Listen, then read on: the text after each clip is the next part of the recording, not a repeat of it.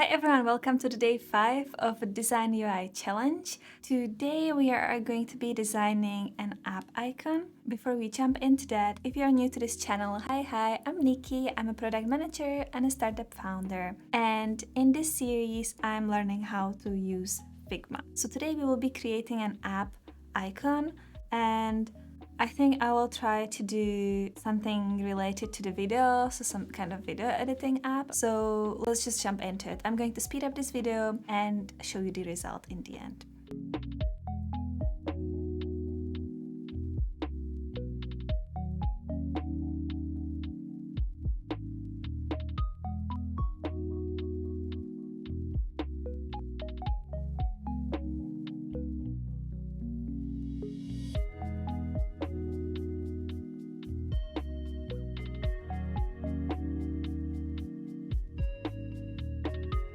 Okay, so I think I'm done. I ended up with these two options.